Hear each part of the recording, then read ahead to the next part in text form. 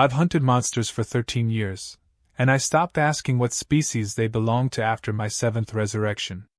Names are for things that want to be understood. Most monsters don't. People call me Cain Mercer. The creatures that survive long enough to talk call me the debt collector. I kill things nightmares apologize to. And 3 nights ago, something I thought was impossible happened. A monster hired me. Not a vampire. Not a skinwalker. Not one of the old sea gods wearing human flesh like a raincoat. This thing was older. Older than hell. Older than death. Its message arrived inside the severed head of a basilisk. I found it sitting on my kitchen table. The eyes had been removed. Its mouth had been sewn shut with silver wire. Carved into its forehead were 6 words. Black Hollow Prison must not open. Beneath the warning was a symbol I hadn't seen since I died in Prague. A broken key inside a circle. The mark of the wardens. Every member of the order knew that symbol. Because the wardens weren't supposed to exist. Not anymore. They'd all been slaughtered 80 years ago. Or so we'd been told. I was still staring at the head when my phone vibrated. Unknown number. I answered. A voice I recognized immediately spoke. Cain. I froze. Because I'd buried that voice. Literally. Silas?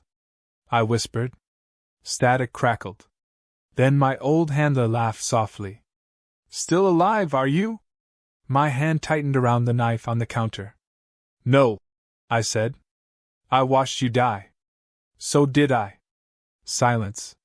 Then he said 3 words that made my blood run cold. They opened door 9. The call ended. I stood motionless for nearly a minute. Door 9. Nobody spoke those words. Not in the order. Not in the archives. Not even in hell. Because door 9 wasn't a place. It was a rumor. A myth buried beneath older myths. Black Hollow Prison. The deepest vault ever created. A place built to imprison things that couldn't be killed. Not demons. Not gods. Not monsters. Mistakes. And according to every surviving record, Black Hollow had never actually been completed. Which meant one thing. If door 9 existed, someone had finished it. And someone had opened it. The basilisk head began to scream. Its sewn mouth split open. Silver thread snapped. Black blood poured across my table. And another voice emerged from inside the corpse. Not through speakers. Not through magic. Through the flesh itself. Find me. Female. Young. Terrified. Please! The basilisk's jaw cracked wider. Before he wakes up. Then it exploded. Blood covered my walls. The lights died. And every shadow in my apartment moved. Not shifted. Moved. Something stood behind me. I drew my revolver and fired before turning. 3 silver rounds. The figure disappeared. No sound. No impact. Nothing. But on the floor behind me lay a photograph. Old. Yellowed. Burned around the edges. 9 people stood together. 8 wore warden uniforms. The 9th wore chains. Not restraints. Actual chains wrapped around his body. His face had been scratched out. On the back someone had written a date. October 13th, 1943. And below it. Don't let him remember. I didn't sleep that night. Hunters don't sleep much anyway. Not after enough deaths. Most people think dying changes you. They're wrong. Coming back changes you. You start noticing things. Sounds beneath sounds. Shadows inside mirrors. Memories that aren't yours. The first resurrection gave me headaches. The 4th gave me insomnia. The 7th gave me visitors. I stopped counting after that. By sunrise I'd packed my gear. Silver ammunition. Saint salt. Bone knife. Blood contracts. 3 emergency resurrection coins. And a photograph of my daughter. Emma. 6 years old. Missing for 11 years. Still smiling. Still waiting somewhere. That photograph was why I kept taking contracts. Not money. Not revenge. Hope. Hope is a cruel thing. But it's lighter than grief. I was locking my apartment when I found the old man sitting in the hallway. He wasn't there a second earlier. One blink. Then he existed. Blind. White eyes. Gray suit. Hands folded neatly over a cane. He smiled. Mr. Mercer. I reached for my revolver. He sighed. You people always do that. You people? Hunters. He tilted his head. Though technically you're something else now. What do you want? His smile widened. I represent a client. No. You don't know the offer. I don't care. You will. He stood. The hallway lights dimmed. His shadow stretched impossibly long. And suddenly every instinct I possessed screamed. Run. Not fight. Not shoot. Run. I hadn't felt fear like that since Prague. The old man noticed. Good. Good? Fear means you're listening. He reached into his coat and handed me a key. Black metal. Cold enough to burn. A broken circle engraved into its center. The warden symbol. Where did you get this? It belongs to Black Hollow. My heartbeat stopped. Impossible. So was I. He chuckled. Mr. Mercer, something escaped. What? His smile disappeared. No. What? No, not what. He leaned closer. Who? My skin prickled. Who escaped? The old man's white eyes focused on me. Impossible. Blind eyes shouldn't focus. Yet they did. And for the first time, I realized he wasn't blind. There were no eyes at all. Just empty sockets. And something moving inside them. Something alive. Something watching me. His voice lowered. You know him? No. Yes. No. His expression became sad. That's the problem. He placed a card into my hand. One address. No name. No explanation. Then he said the words that shattered whatever peace remained in my life. Ask yourself this, Kane. His smile returned. When was the first time you died? I frowned. Prague. 13 years ago. No. He tapped my chest. That's merely the first death you remember. The hallway lights exploded. Glass showered the floor. I raised my revolver. The old man was gone. But his voice remained, whispering from every shadow. Black Hollow was never meant to be opened. Pause. Then one final sentence. And neither were you. I stared down at the key in my hand. The metal had changed. There were words etched into its surface now. Words that hadn't been there before. 3 simple words. Welcome back, Warden. And I realized something that terrified me more than any monster I'd ever hunted.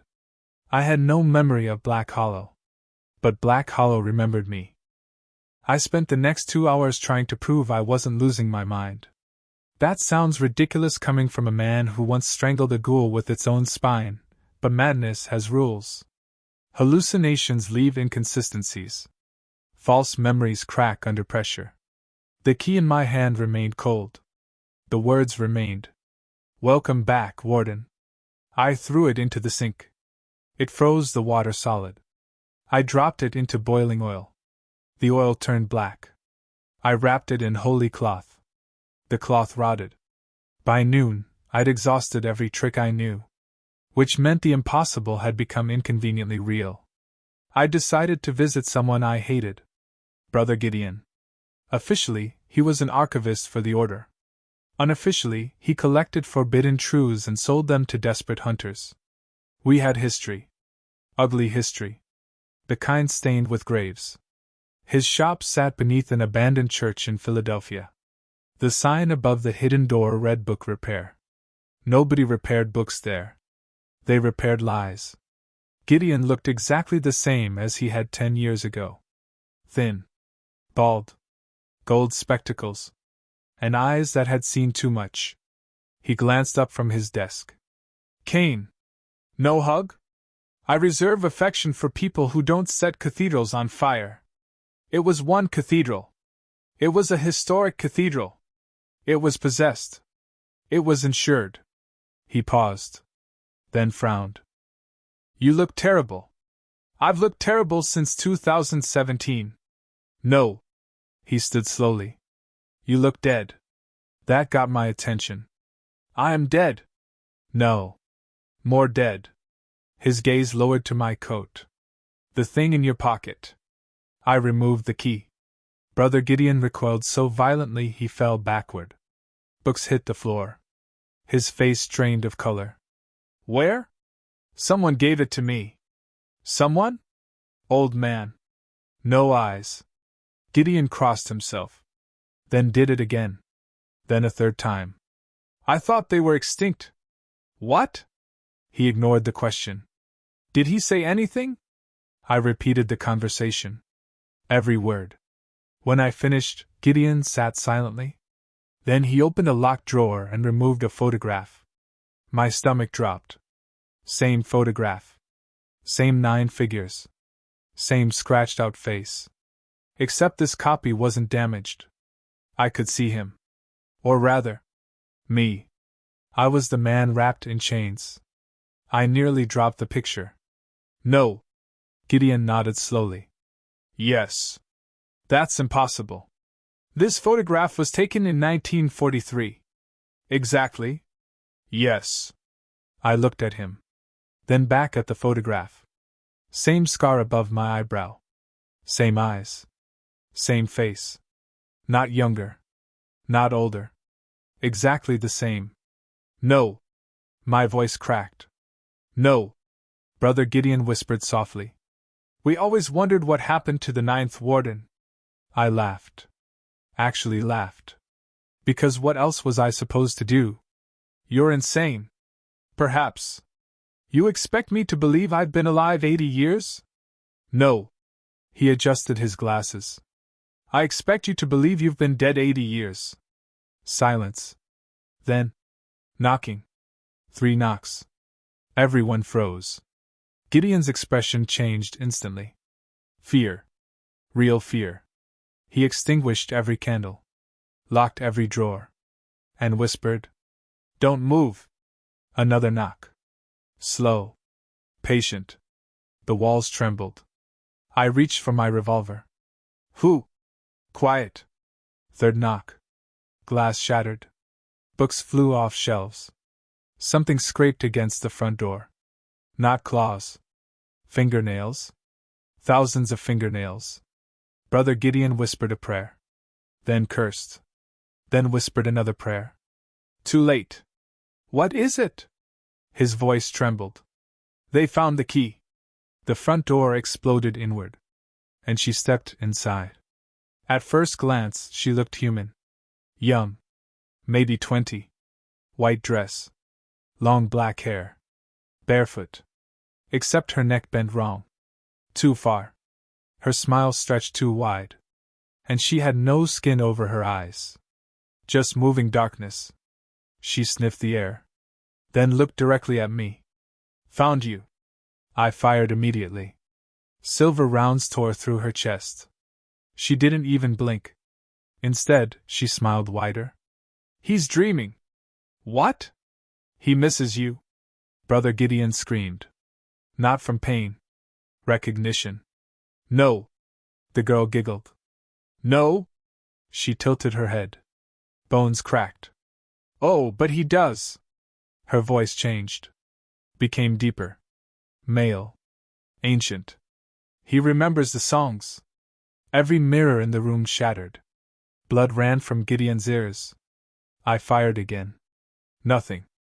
The girl simply stared. Then she said my name. Not Kane. Not Mercer. Another name. One I'd never heard. Or perhaps, one I'd forgotten. Malachi. My heart stopped. Actually stopped. 3 seconds. No pulse. No breath. Nothing. And in those 3 seconds, I saw a prison. Not a vision. Not imagination. Memory. Miles underground. 9 doors. 9 chains. 9 screams. And behind door 9. Something asleep. Something enormous. Something that knew my name. Its eyes opened. And I came back. Gasping. Brother Gideon dragged me across the floor. Move! The girl laughed. No. Not the girl. Something wearing the girl. Its body stretched. Jaws splitting wider and wider. Arms lengthening. The dress tearing. Beneath the skin. Hands. Hundreds of hands. Human hands pushing outward. Trying to escape. He's waking up! They screamed. He misses us! Find the warden! Bring him home! Brother Gideon hurled a vial. Holy fire engulfed the creature. Its laughter became shrieks. We ran. Up the stairs. Through the church. Into daylight. The building behind us collapsed. Stone. Wood. Everything. Gone.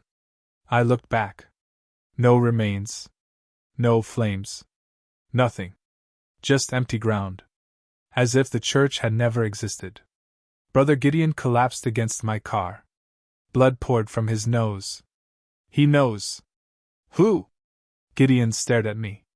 He. Who is he? The old priest closed his eyes. He doesn't have a name. Everything has a name. No. His voice trembled. Names make things smaller. He pointed toward the black key. That prison wasn't built to contain him. What? It was built to help him sleep. I felt cold. Sleep? Gideon nodded. And someone woke him. My phone vibrated. Unknown number. I answered. Static. Then the same terrified female voice from the basilisk. Cain? Who are you? They found me. Where are you? I'm still inside. Inside where? Heavy breathing.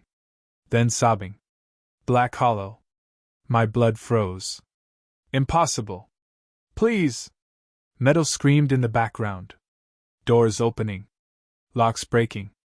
And somewhere far away. A roar. Not loud. Not physical.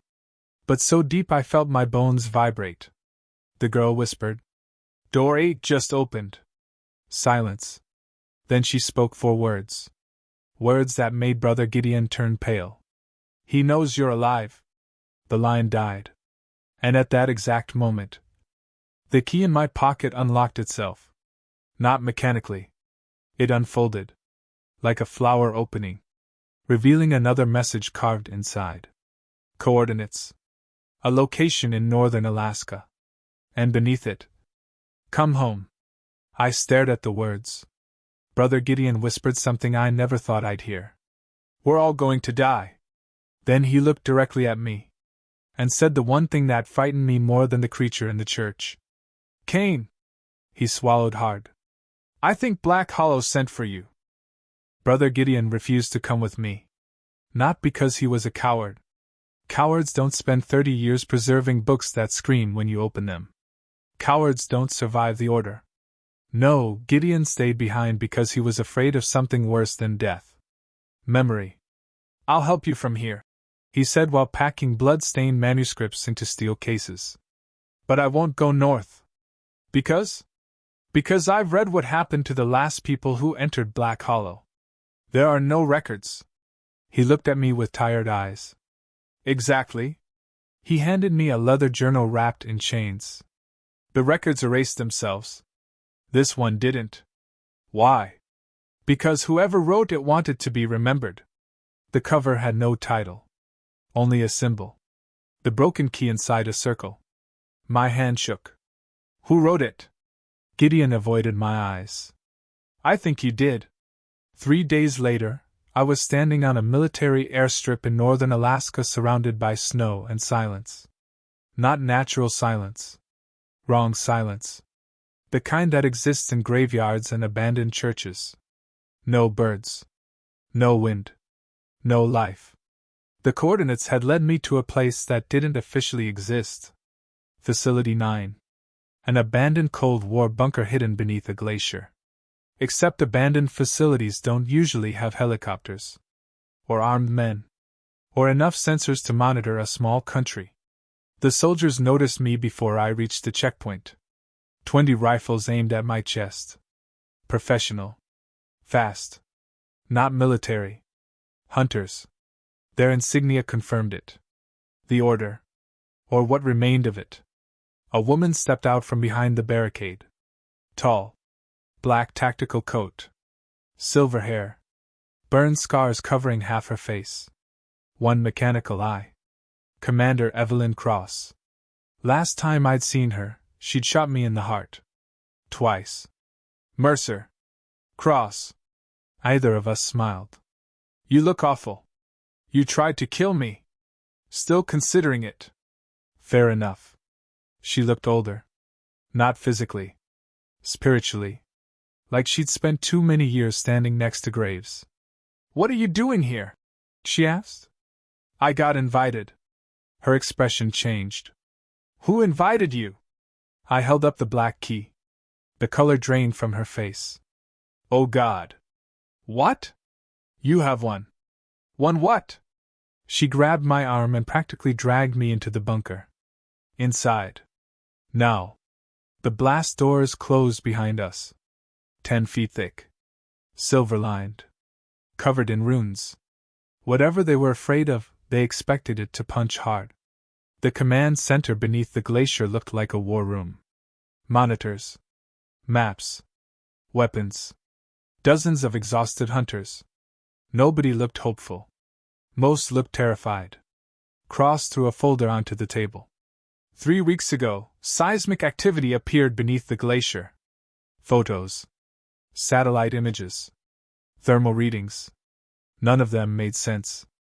The ice wasn't melting. It was bleeding. Dark veins spread through miles of frozen earth. Then people disappeared. She changed the image. Bodies.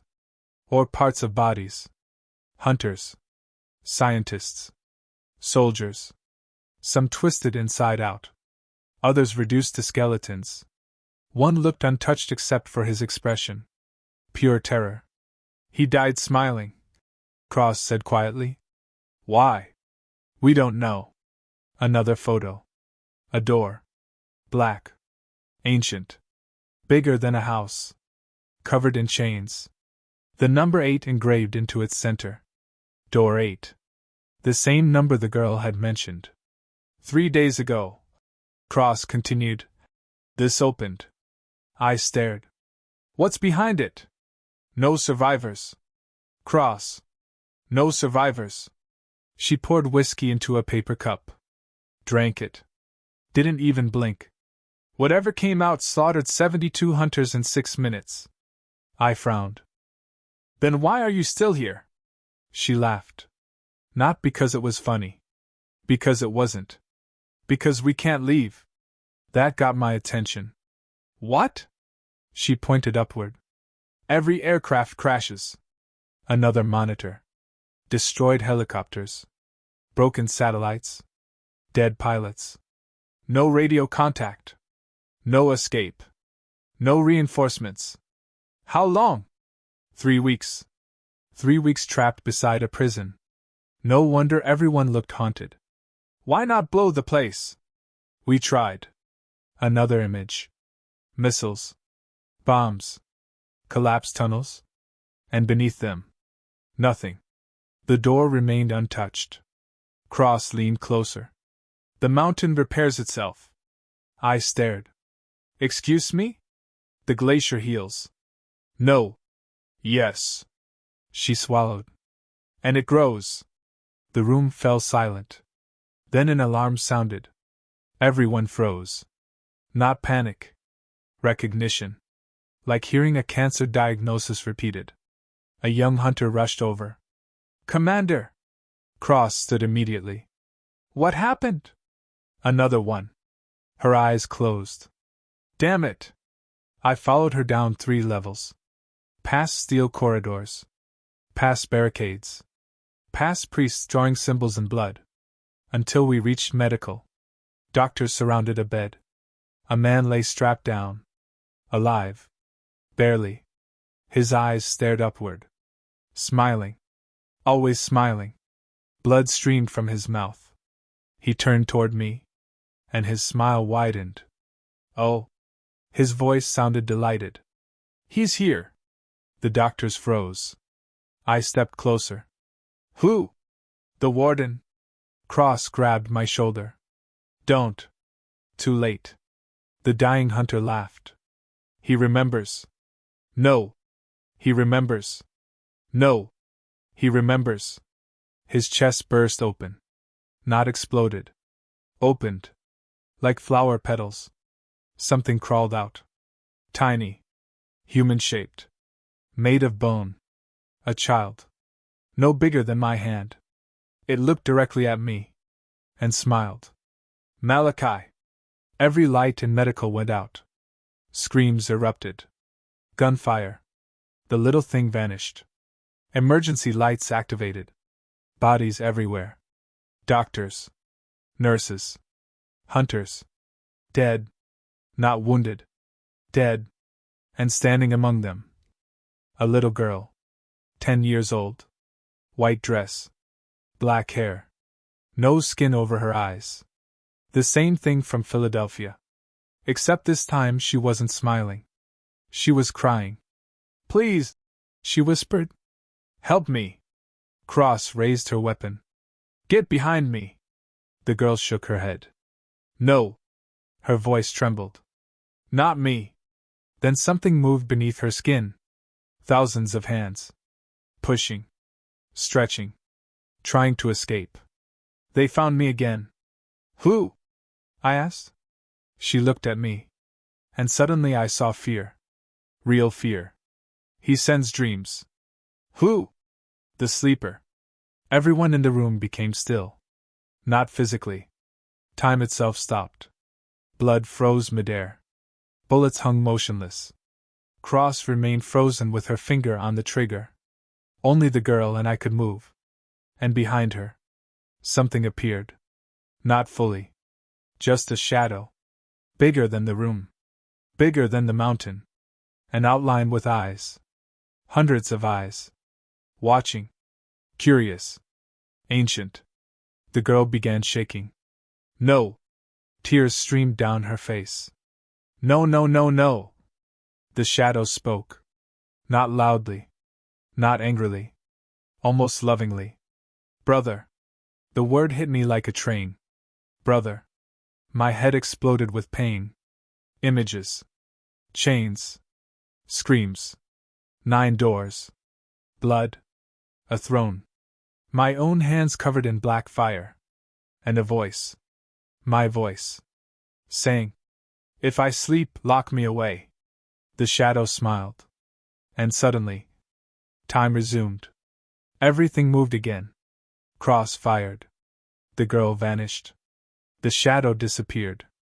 And every screen in the bunker activated simultaneously. Static. Then words appeared. Not typed. Written. As though invisible fingers carved them onto the monitors. Welcome home, 9th Warden. Below that, door 7 has opened. And beneath that, he missed you. Nobody spoke. Nobody breathed. Then every alarm in Facility 9 began screaming. Because something enormous had started climbing up from beneath the glacier. And whatever it was coming toward us. I've been buried alive twice. Drowned once. Decapitated 3 times. One of those was technically my own fault. After enough deaths, fear changes shape. It stops screaming. Stops making your hands shake. Real fear becomes quiet. Professional. Efficient.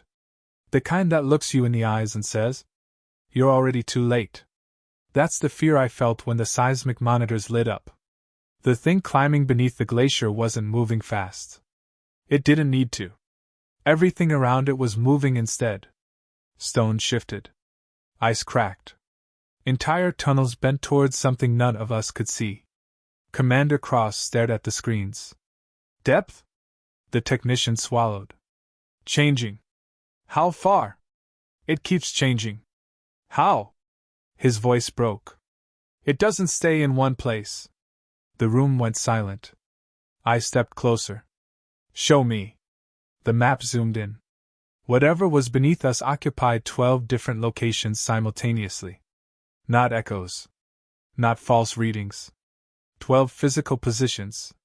Cross whispered something under her breath. That's impossible. I shook my head. No. Everyone looked at me. Things are impossible until they kill enough people. Another alarm sounded. Different tone. One I'd never heard before. Cross went pale. No. What is it? She didn't answer. Just grabbed her rifle and ran. I followed. 3 security teams met us at an elevator descending below the main facility. Below engineering. Below storage. Below medical. Levels nobody had mentioned. Cross entered a key code. Retinal scan. Blood sample. Voice authentication. The elevator groaned. And kept descending. Level -10. -15. -22. Eventually, numbers stopped. The display simply read, Authorized wardens only. My stomach tightened. Cross noticed. You've seen this before? No. But I had. Not consciously. Something deeper.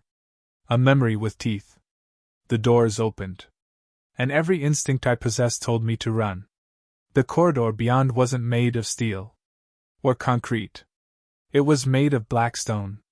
Ancient stone. Covered in symbols that hurt to look at. The walls breathed. Not metaphorically. Actually breathed. Slowly. Like lungs. Cross noticed me staring. Don't touch anything. Who built this? We thought the Russians. No. I placed my hand against the wall. Warm. Alive. No human built this. A scream echoed ahead. Not fear.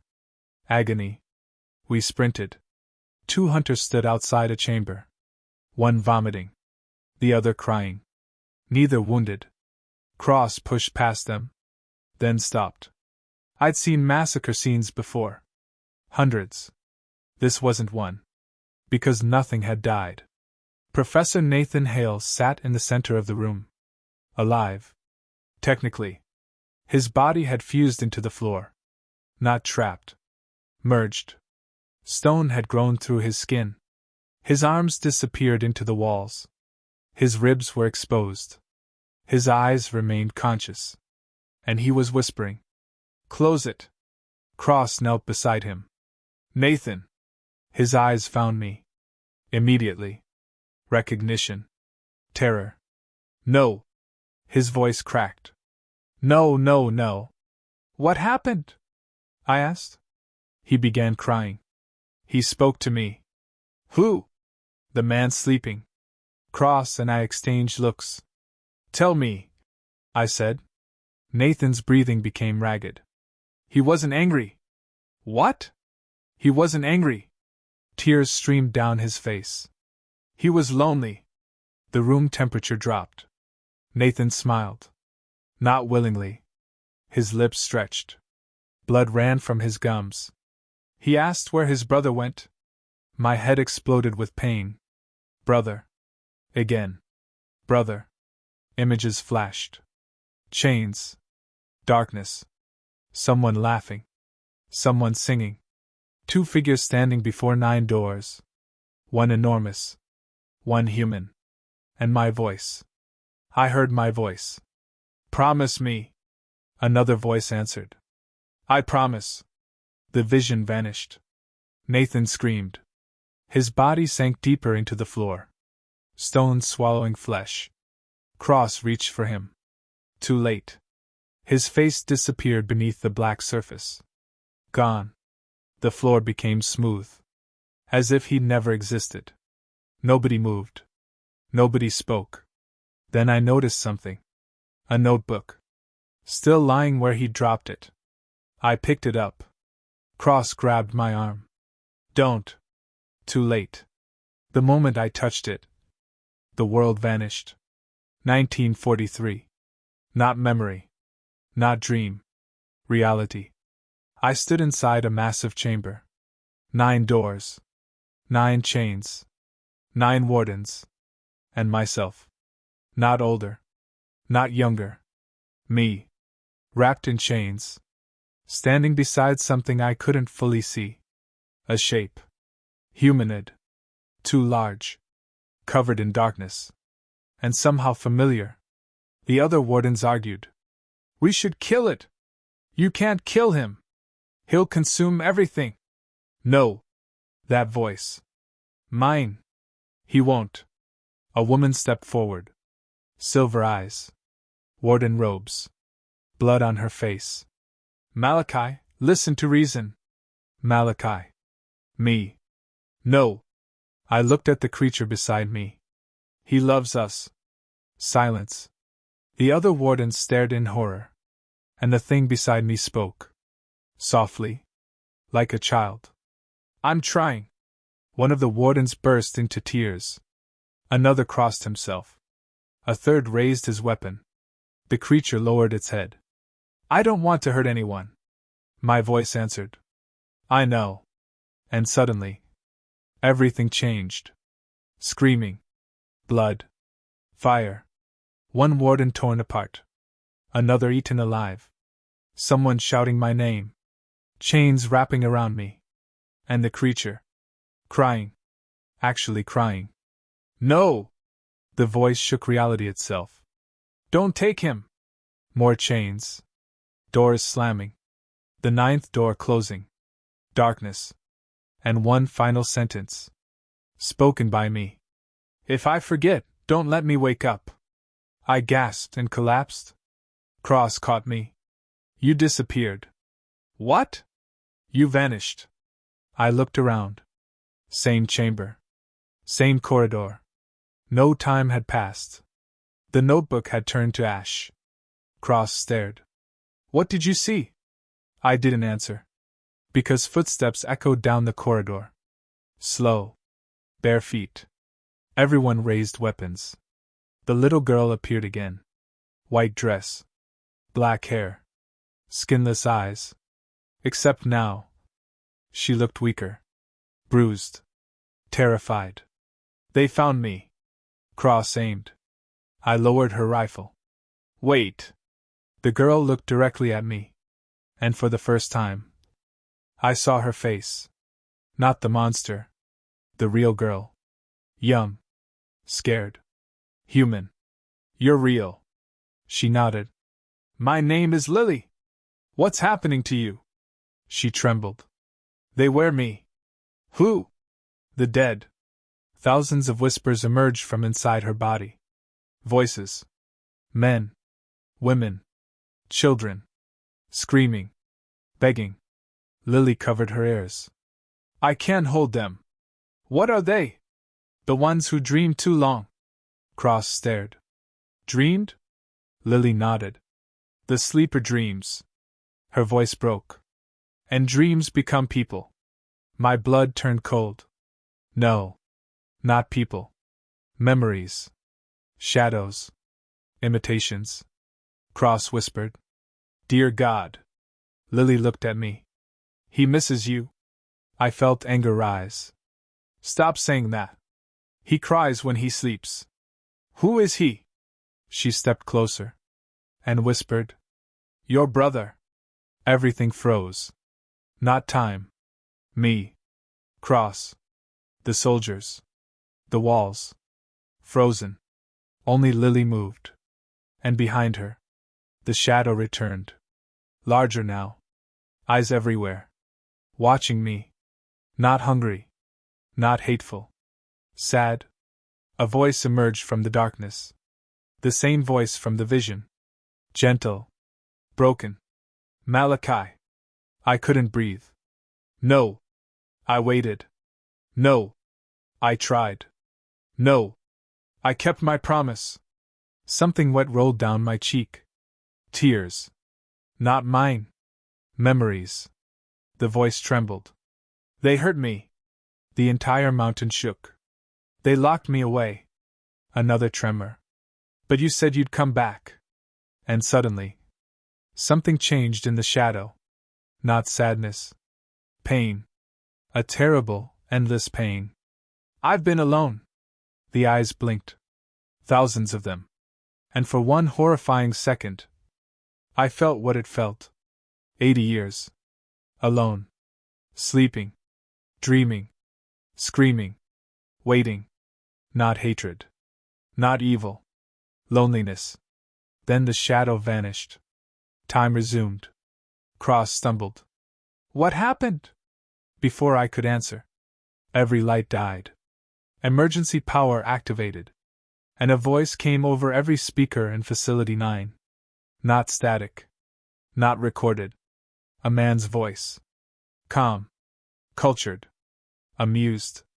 Attention. Everyone froze. Would the 9th warden please come downstairs? Silence. Then laughter. Warm. Friendly. Terrifying. Door 6 has opened. A pause. And then, Father is awake. The screaming began immediately afterward. Not from the speakers. From somewhere deep beneath us. Thousands of voices.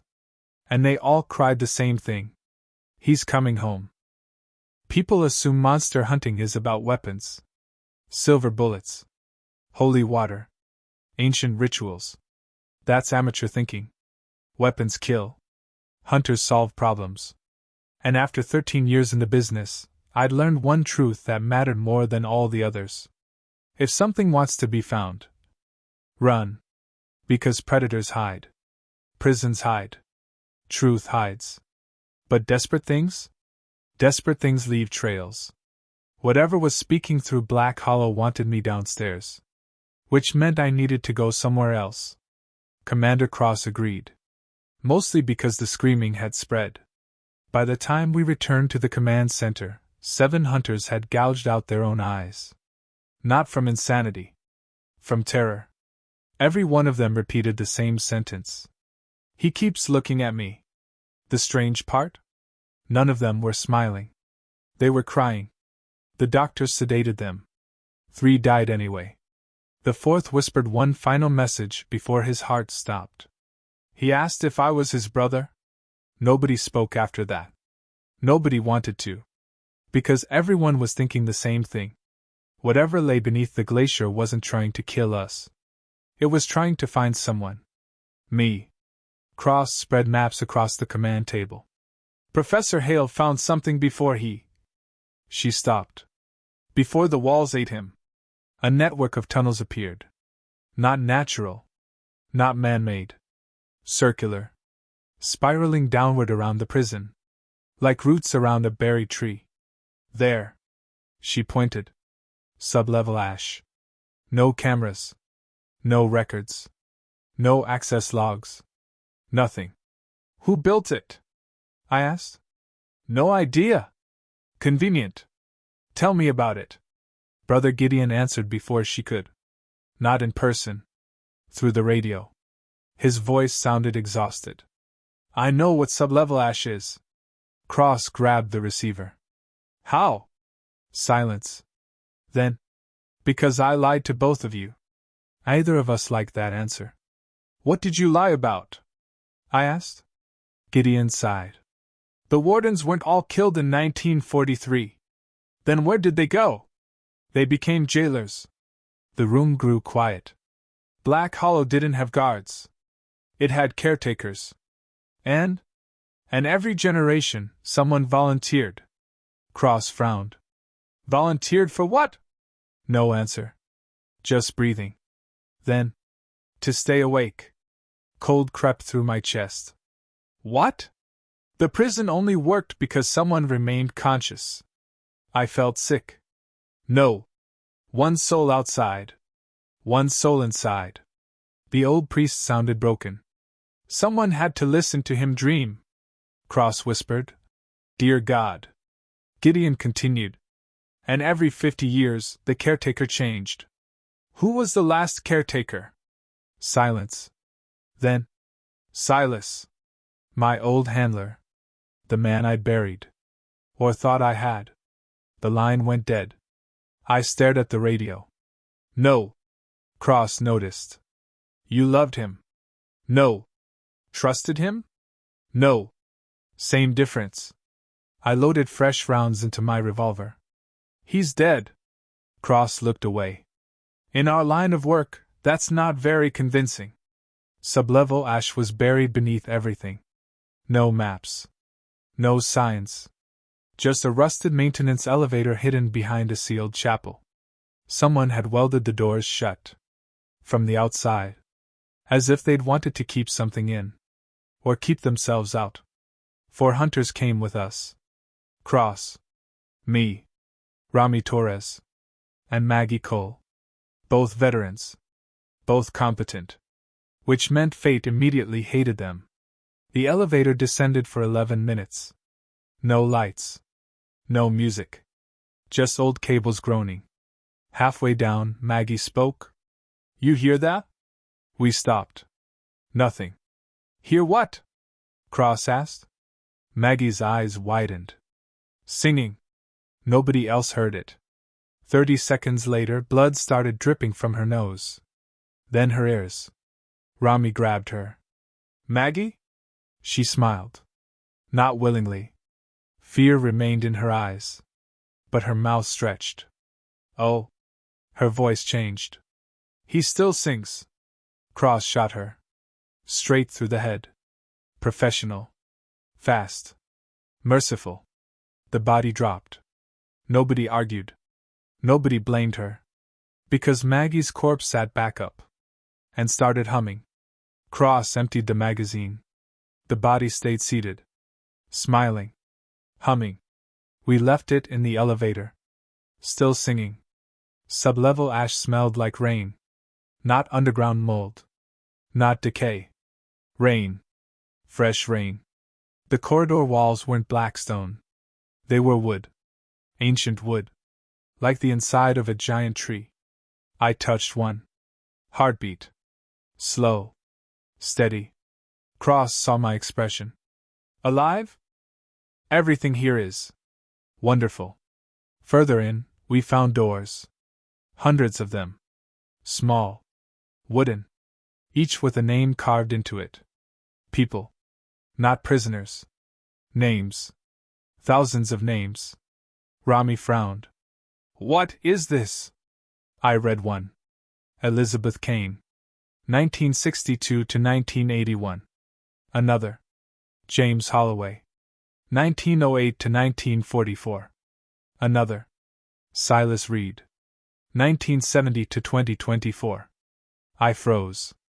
Cross noticed. What? I pointed. Silas. My handler. Dead. Date included. Yet he'd called me. Rami swallowed. These are graves. No. I stared at the doors. Bedrooms. Cross looked disturbed. What? Look. No dust. Fresh flowers. Children's drawings. Books. Objects left behind. Not memorials. Homes. As though someone expected them to return. Then I saw something worse. Kane Mercer. No dates. No years. Just my name. My own door.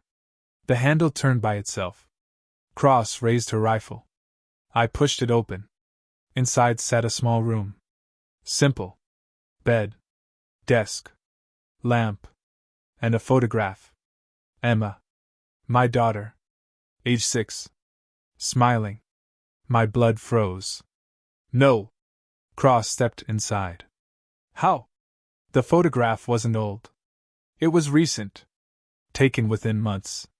And written beneath it in childish handwriting. Daddy, I'm waiting. I stopped breathing. No. No. No. Emma vanished 11 years ago. No body. No evidence. Nothing. I had searched hell itself. Nothing. Cross touched my shoulder. Kane! The voice came from behind us. She misses you too. Silas. I spun. My old handler stood in the doorway. Same coat. Same scar. Same tired smile. Dead. Impossible. He chuckled. Good to see you, kid. Cross unloaded her rifle. Nothing happened. Bullets passed through him. Silas sighed. Rude. I stepped forward. No. Afraid so. You're dead. So are you. I buried you. I know. He smiled sadly. You cried. My knees weakened. Because he was right. Nobody knew that. Nobody. Not even Cross. Silas looked older somehow. Not physically. Spiritually. Like a man carrying unbearable weight. They opened door 8. He said quietly. I know. No. His smile disappeared. You don't. The lights dimmed. His body flickered. Listen carefully. Where are you? Busy. Are you alive? Complicated. Silas. Father woke up. My blood chilled. The voice? Silas nodded. And he's hungry. Hungry for what? Family. The walls trembled. His image distorted. They know you're here. Who? Silas looked terrified. Not for himself. For me. The other wardens. I froze. What?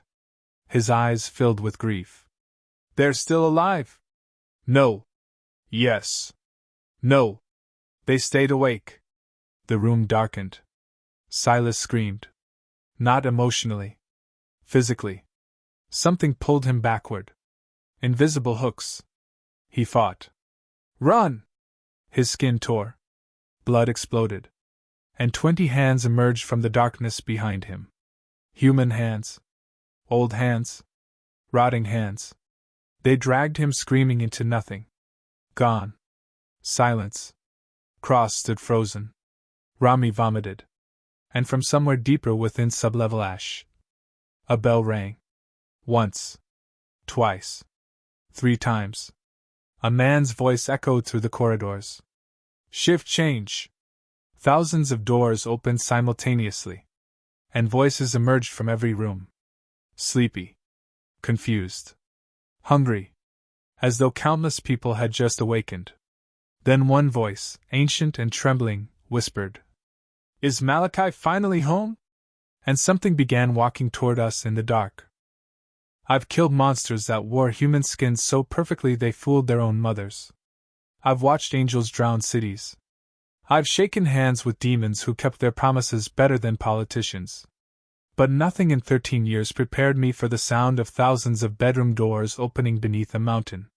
Because the voices weren't angry. They weren't screaming. They sounded tired. Like old people waking from long naps. Like children asking if breakfast was ready. Like prisoners hoping someone remembered them. And somewhere among those voices, one question echoed again and again. Is he back? Did Malachi return? Did the 9th warden come home? Cross gripped her rifle. Rami's hands shook. Mine didn't. That scared me more than anything. Because part of me recognized the voices. Not consciously. Somewhere deeper. The same place those memories came from. The place that knew things my mind didn't. The bell rang again. Closer. Footsteps followed. Slow. Measured. No rush. Whoever approached expected us to wait. Cross whispered. Move. Nobody argued. We ran. The corridor twisted strangely. Not physically. Logically. Doors appeared where none had existed. Hallways stretched. Distances changed. Sublevel ash wasn't architecture. It was memory. And memories don't obey maps. The voices followed. Not behind us. Beside us. Through the walls. Whispering. Laughing softly. Asking questions. Did he forgive us? Did Father stop crying? Where's his brother? Why did he leave? Rami began sobbing. Not fear. Recognition.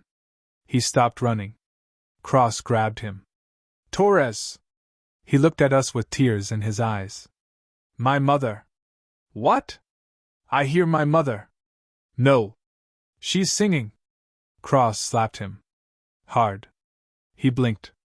For a second, he came back. Then his smile stretched. No more lonely. Cross raised her pistol. I grabbed her wrist. No. He's gone. Not yet. Rami looked directly at me. Not Rami. Something else. And it smiled.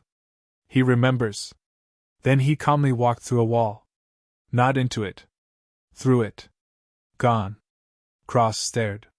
No. I didn't answer. Because I knew. Rami wasn't dead. Something had called him elsewhere. And somehow that frightened me more. We found the library by accident. Or perhaps it found us. A circular chamber. 3 stories high. Thousands of books. Candles burning despite no heat. No dust. No decay. Someone maintained this place. Cross looked around. Impossible. A voice answered. That's becoming a repetitive observation. An old woman sat in a rocking chair. Knitting. Tiny. White hair. Blind. Or so I thought. Then she smiled. Hello, Malachi. Cross aimed immediately. The woman sighed. Honestly, children today. You know me? I asked. Of course. She continued knitting. I changed your diapers. Cross blinked. What? The old woman laughed. Oh, he hated baths. I stood frozen. No. Yes. No. She pointed to a chair. Sit. Something in her tone terrified me. Not power. Authority. The kind grandmothers possess when they know you'll obey. And I sat. Cross stared. Cain? I know. The old woman smiled. Good manners. Who are you? Margaret. That's not helpful. It's my name. No, what are you? Old. I almost laughed. Almost. Then she held up her knitting needles. Made of bone. Human bone. Do you know what happens when people stay awake too long? She asked. No. They dream while awake. She nodded toward the shelves. And dreams become places. Cross frowned. Who built this? We did. Who? The wardens. My chest tightened. Margaret smiled sadly. Though there were 12 originally. What? Not 9. The room became silent. 12? 3 died. She resumed knitting. The others stayed. Cross stepped closer. The photograph. 1943. 9 wardens. Margaret chuckled. Oh dear. She looked directly at me. That wasn't the beginning. My heartbeat stopped. What? Black Hollow is much older. How old? Margaret thought. Before Rome. Cross whispered. Impossible. No. Margaret looked amused. Impossible was easier back then. I leaned forward. Tell me. Her smile vanished. And for the first time, I saw sorrow. The first prison failed. The second prison failed. The third prison drowned. The fourth burned. The fifth became heaven. Cross frowned. What? Margaret ignored her. The sixth became hell. Silence. Nobody breathed. The seventh became earth. Cross laughed nervously. No. Margaret stared. Child. Her blind eyes somehow pierced us. Do you really think you're the first people to exist? Cold swept through me. No. Father dreamed before stars existed. She pointed upward. Everything you know is merely one dream among many. Cross whispered. Father. Margaret nodded. The sleeper. Your brother? I asked. Tears formed in her eyes. No. Her voice broke. Your son. The world stopped. What? Impossible. No. She smiled sadly. You just forgot. No. Malachi, you made him. No. Not with flesh. She tapped my chest. With love. Pain exploded behind my eyes. Memories. Not visions. Real memories. A child laughing. Not human. Too many eyes. Too many arms. But innocent. Beautiful. Curious. Calling me. Father. And another voice. My voice. Teaching him songs. Reading stories. Holding him. Loving him. I collapsed. Cross caught me. No. Margaret wept quietly. He loved everyone. What happened? He grew. Into what? Margaret looked terrified. Everything. I couldn't breathe. No. Yes. He didn't mean to. The old woman trembled. When he dreamed, worlds formed. When he cried, stars died. When he slept, souls appeared.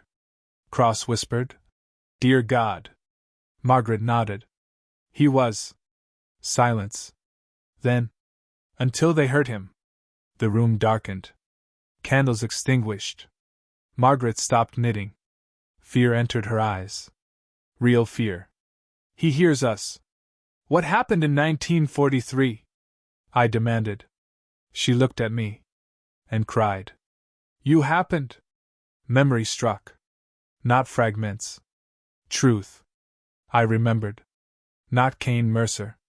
Not the hunter. Malachi. Ninth warden. Father.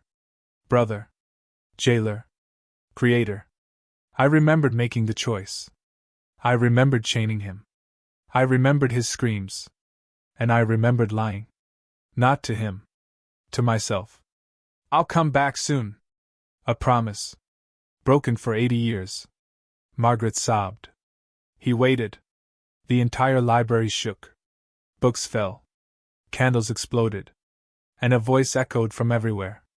Not angry. Not hateful. Heartbroken. Father? My soul froze. The voice trembled. I was good. Cross stepped backward. The mountain groaned. I tried. Something immense moved below. I waited. Tears streamed down my face. Not Cain's tears. Malachi's. The voice became smaller. Childlike. Broken. Why didn't you come home? And at that moment, I remembered why I forgot. Not by accident. Not because of death. I had erased myself. I had become Cain Mercer. Because I had been afraid. Afraid that if Malachi remembered, he would open door 9 himself. And I finally understood the truth behind the case. Black Hollow had never been built to imprison the sleeper. It had been built to imprison me. And somewhere beneath the mountain, door 9 was still closed. Because something inside was waiting for permission. My permission. And someone else had been trying to wake me up. Not the sleeper. Not Father. Not the voices. Something older. Something that wanted door 9 opened. Something that had never been imprisoned. Something that had been hiding behind the dreams. And as that realization hit me, a different voice laughed. Not sad. Not lonely. Amused. Ancient. Hungry. And Margaret's face turned white. Oh no. What? She looked at me with absolute terror. That thing found the key. Then all the books in the library began screaming. Books don't scream the way people do. People scream with panic. With pain. With the hope that someone will hear them. Books scream with memory. Every volume in the library opened simultaneously. Pages flipped. Ink bled. And voices poured out. Thousands of voices. Some human. Some not. All of them repeating the same phrase. He found the key. Margaret dropped her knitting needles. For the first time since we met her, the old woman looked genuinely afraid. Not sad. Not resigned. Afraid. Cross grabbed my shoulder. Cain! Don't call me that. She blinked. What? I hadn't meant to say it. But hearing my own voice speak those words sent ice through my veins. Because for a second, for one terrible second, I couldn't remember which name was mine. Malachi. Cain. Hunter. Warden. Father. Jailer. Monster. Which one was real? The library trembled. Shelves cracked. And something knocked. Not on a door. On reality itself. 3 knocks. Soft. Polite. The screaming books went silent. Margaret whispered, "No." Another knock. and suddenly every candle reignited. Blue flames. Cold flames. Cross raised her rifle. What is it? Margaret's hands shook. Hide. What? Hide. The third knock came. And a man appeared. Not entered. Appeared. One moment, empty space. The next, a man in a black suit. Gray gloves. Perfect posture. Smiling pleasantly. No eyes. Just empty sockets. The old man from my apartment. He sighed. Oh dear. He removed his hat. My apologies. I dislike interrupting family reunions. Cross fired instantly. The bullet stopped 6 inches from his forehead. Hung in the air. Then dropped harmlessly. The old man smiled. Rude. Margaret stood. You don't belong here. No. He nodded pleasantly. I don't belong anywhere. His empty sockets turned toward me. Mr. Mercer. Or perhaps Malachi. I felt sick. What are you? That's such a small question. Cross emptied her magazine. The bullets vanished. Not deflected. Gone. The old man adjusted his tie. You know, I miss violence. He snapped his fingers. Cross flew across the room. Not thrown. Removed. 1 second beside me. Next second embedded in a bookshelf 30 feet away. She screamed. Blood covered the shelves. I drew my revolver. He looked disappointed. Really? I fired. Nothing happened. The bullets ceased to exist. Not stopped. Erased. The old man chuckled. Still trying that? Margaret stepped between us. You promised. The old man smiled warmly. I lie. Then he touched her forehead. Margaret exploded into dust. Not blood. Not flesh. Dust. Gone. I stared. No. No. No. The old woman who'd changed my diapers. The woman who'd survived centuries. Gone. Like she'd never existed. The old man sighed. That was unpleasant. I attacked. Not with guns. Not with reason. Pure rage. Bone knife. Silver. Blood contracts. Everything. He watched patiently. Like a father humoring a child. My knife struck his throat. Passed through. He smiled. Better. Then he hit me. Just once. I woke up in 1943. Not metaphorically. Actually. Standing inside Black Hollow. The original chamber. 9 doors. 8 wardens. And myself. Malachi. The others were shouting. Terrified. Door 9 trembled. And the sleeper. My son. Cried. Not from rage. Fear. I don't understand. His voice shook worlds. Why are they afraid? One warden screamed. Look at him! Another prayed. Another wept. Only I stood beside him. He doesn't mean harm. But something else was there. Hidden. Watching. The same old man. Standing in the shadows. Smiling. Nobody noticed him. Except me. His empty eyes met mine. And he winked. Then, reality snapped. I was back in the library. The old man stood exactly where he'd been. You remember. My breathing became ragged. You. He bowed politely. Me. You were there. I was everywhere. What are you? He seemed genuinely pleased. Oh, excellent question. He leaned closer. And whispered. I am the reason God dreams. My soul went cold. No. No. Impossible. The old man smiled wider. They called me many things. The silence. The mouth between worlds. The last stranger. But your son called me uncle. Everything stopped. No. Oh yes. He laughed softly. Children are curious. Cross staggered to her feet. Bleeding. What the hell are you? The old man looked annoyed. Language? Then his voice deepened. Reality bent. I am what remains when stories end. The room darkened. And I am hungry. The books began burning. Not with fire. With absence. Their pages disappeared. Words erased. Memories lost. Margaret's chair vanished. The floor beneath us cracked. And from the darkness below, hands emerged. Millions. Not dead hands. Not living hands. Hands without owners. Reaching upward. The old man sighed. Such drama. Then he looked at me. Open door 9. No. You already know. No. He'll listen to you. No. He misses you. I said no. The entire library exploded. Walls shattered. Shelves collapsed. The old man smiled. There he is. Black fire burst from my hands. Not Cain's power. Malachi's. Reality bent. Cross stared in horror. And the old man's smile widened. Wonderful. The hands below screamed. The mountain shook violently. And far beneath us, something answered. Not the sleeper. Something else. Something chained. Something laughing. The old man's expression changed. Not fear.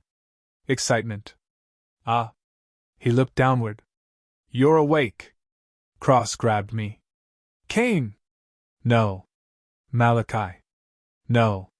Cain. My head felt like it was splitting apart. Memories crashed together. Lives. Deaths. Centuries. And then, Silas appeared. Not a ghost. Not a vision. Bleeding. Broken. Real. He slammed into the room and tackled me. We both hit the floor. A second later, the old man's hand passed through the space where I'd stood. Everything behind it disappeared. Half the room. Gone. Silas screamed. Run! Cross didn't hesitate. She dragged us toward the exit. The old man watched sadly. You always run. The corridor collapsed behind us. Reality itself crumbled. Not rock.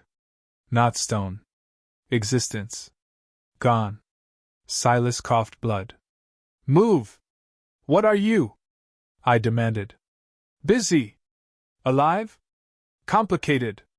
Silas! His face became serious. The other wardens are coming. The bell rang. Once. Twice. 3 times. And from the darkness ahead, figures emerged. 8 of them. Human. Ancient. Wrapped in chains. Eyes glowing. The wardens. Still alive. Still awake. And judging by the hatred on their faces, they remembered exactly why they'd imprisoned me. One stepped forward. A woman with silver eyes. Blood on her robes. The same woman from my memories. She looked at me with tears in her eyes. And raised a sword. Malachi. Not anger. Not hatred. Heartbreak. We should have killed you. Then all 8 charged. And behind them, door 7 opened. The first warden reached me before I had time to breathe. Silver eyes. Blood-stained robes. The woman from my memories. Elena. I knew her name before she spoke it. Not because she told me. Because I remembered loving her. Not romantically. Not as family. Something older. Something forged through centuries and graves. And she was trying to cut my head off. Her blade screamed as it came down. Silas shoved me aside. The sword split his shoulder instead. He hit the floor screaming. Still hurts, he shouted. Cross opened fire. The bullet struck an invisible barrier and shattered. The remaining 7 wardens approached behind Elena. Ancient. Broken. Wrapped in chains. Their eyes glowed with exhaustion. Not hatred. Weariness. The kind only immortality could create. Elena raised her sword again. Move, Silas. No. Her voice cracked. Move. No. Tears ran down her face. Please. Silas coughed blood. No! The hallway shook. And suddenly all 8 wardens froze. Not because of me. Because they heard it. Footsteps. Heavy. Slow. Coming from behind them. Door 7. Something had crossed. Even they looked afraid. Elena whispered. Impossible. The corridor lights died. One by one. Darkness advanced. And something breathed. Not loudly. Not monstrously. Quietly. Like a tired old man. One of the wardens, Samuel, began shaking. No! The breathing came closer. Samuel dropped his weapon. No! Closer. No! And then he started crying. I kept watch. The darkness reached him. And Samuel smiled. Not in terror. Relief. The chains around his body fell away. And he walked into the darkness willingly. Gone. No scream. No blood. Nothing. Elena closed her eyes. Another one. Cross stared. What the hell was that? Elena answered. Mercy. Nobody liked that answer. Least of all me. We retreated. Not because the wardens led us. Because they followed. Not pursuing. Escorting. Elena walked beside me. Sword lowered. Silent. Cross hated that. I should shoot her. Elena looked tired. You've tried. Cross blinked. What? You've killed me twice. Cross lowered her gun. Impossible. No. Elena smiled sadly. Nothing is impossible here. I stared at her. You said you should have killed me. Yes. Why didn't you? Her eyes filled with tears. Because you asked us not to. My stomach tightened. What? You begged us. Memories flickered. Chains. Blood. My own voice. If I wake up, kill me. Elena nodded. You cried. Silas limped beside us. And we ignored him. The old handler looked angry. 80 years of this because none of us had the guts. Nobody spoke. Because he wasn't wrong. We entered a cathedral. Underground. Impossible. Stars shone overhead. Fake stars. Dream stars. An entire sky beneath the earth. Cross stopped walking. No.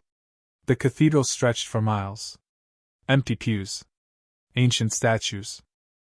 And thousands of candles. Each one bearing a name. Silas approached one. His own. Silas Reed. 1970 to 2024. Still burning. Interesting. He muttered. Cross looked at him. You know you're dead, right? Silas smiled weakly. Mostly. Elena continued walking. The keeper wants to speak. The old man? I asked. No. Her voice trembled. Him. Cold flooded my veins. No. Elena stopped. Malachi. No. He asked nicely. No. Her smile broke. He hasn't asked anything in 80 years. The cathedral doors opened. And I heard crying. Not loud. Not angry. Childish. Heartbroken. The sleeper. My son. Father. God. Whatever he was. He was crying. Cross stepped forward. And instantly collapsed. Blood poured from her nose. She screamed. Too much! Silas grabbed her. Don't look! Too late. Cross stared through the doors. And began sobbing. Not from pain. Recognition. He looks lonely. Elena slapped her. Cross blinked. Came back. What did I see? Elena looked away. Compassion. The crying stopped. Silence. Then. Father? My knees buckled. Not power. Emotion. His voice. The same voice from memories. Young. Terrified. Hopeful. Father? The doors opened wider. And reality bent. Stars moved. Walls stretched. My own memories peeled away. And for one horrifying second, I remembered everything. Not pieces. Everything. Creating him. Raising him. Watching worlds bloom from his dreams. Teaching him names. Holding him. And then. Fear. Everyone else's fear. The other wardens screaming. The heavens burning. Civilizations dying. Not because he was evil. Because he was growing. Too fast. Too endlessly. And me. Lying to him. Sleep for a little while. His smile. His trust. And chains. God. The chains. His screams. I fell to my knees. No. His voice trembled. Father? Tears streamed down my face. No. I waited. The doors creaked. Something immense shifted. Not approaching. Rising. And then. Another voice spoke. Laughing. The old man? No reunions yet. Everything froze. Even the crying stopped.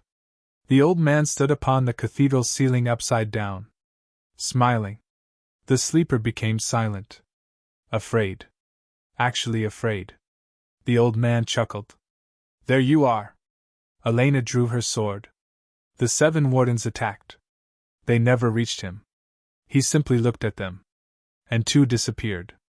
Not killed. Erased. Gone. No bodies. No memories. Cross blinked. Who were they? Silence. None of us knew. Their names vanished from our minds. The old man smiled. Delicious. Even Elena trembled. What are you? He sighed. Oh, still that question. Then he looked toward the doors. And his smile widened. Hello, little one. For the first time. For the first time. I heard fear in the sleeper's voice. Not loneliness. Not sadness. Fear. Uncle. The old man bowed.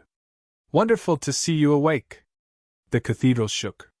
Stars began falling. The old man turned toward me. Open door 9. No. He can stop me. No. He loves you. No. He obeys you. The old man smiled wider. Or perhaps. His voice deepened. You obey me. Pain exploded inside my skull. Memories. Not mine. Older. Before stars. Before heaven. Before dreams. Standing beside the old man. Laughing. Calling him. Teacher. No. No, no, no. Impossible. The old man noticed. And his expression became joyful. There it is. Silas froze. Elena froze. Cross screamed. Because something had begun opening inside me. Not memories. A door. Door 9. Not beneath the mountain. Inside me. The old man laughed. I was wondering where you hid it. The entire cathedral split apart. The stars above shattered. Reality screamed. And far below, something massive opened its eyes. Not the sleeper. Not father. Something older.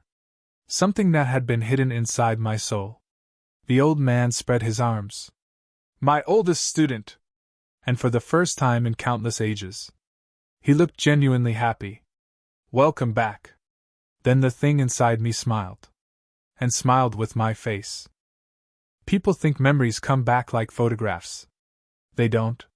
Photographs are clean. Memories are wounds. They bleed. And when door 9 began opening inside me, I understood why I'd buried myself beneath 13 years of death, whiskey, and monster contracts. Because Kane Mercer was never an accident. He was a prison. And I had built him with my own hands. The thing smiling with my face wasn't me. Not exactly. But it had been. Once. Long before names. Long before Earth. Long before dreams. The old man stood in the collapsing cathedral, hands behind his back, admiring the destruction like a proud grandfather. My oldest student, he repeated. The thing inside me smiled again. And suddenly, I remembered. Not Malachi. Not Cain. Something older. Something without a name. I remembered standing beside the old man in a place where existence hadn't happened yet. There were no stars. No time. No life. Just endless silence. And him.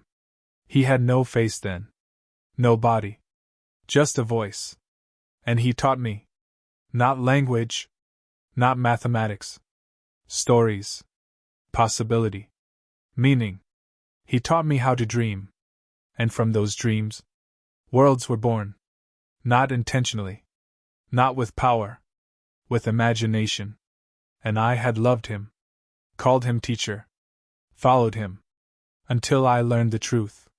Because he didn't teach stories. He ate them. Every universe. Every dream. Every life. Everything ended with him. And he was lonely. So he created students. And I was his first. The oldest. The favorite.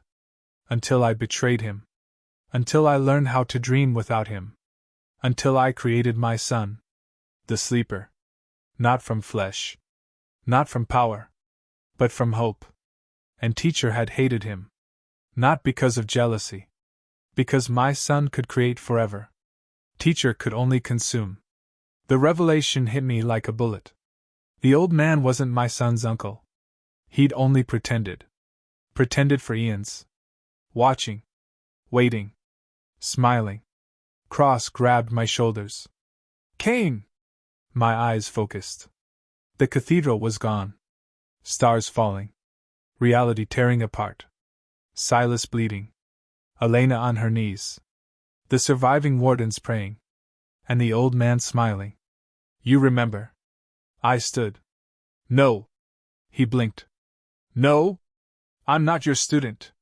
His smile remained. Oh, Malachi. Not Malachi. Cain? No. Black fire covered my hands. Memories poured through me. Teacher's voice. The endless void. Creation. Betrayal. The birth of my son. And one final memory. The thing I'd hidden. The reason Door 9 existed. Not to imprison me. Not to imprison the sleeper. Door 9 had been built for teacher. Inside me. I stared at the old man. And he finally stopped smiling. Just for a second. Just 1 second. Enough.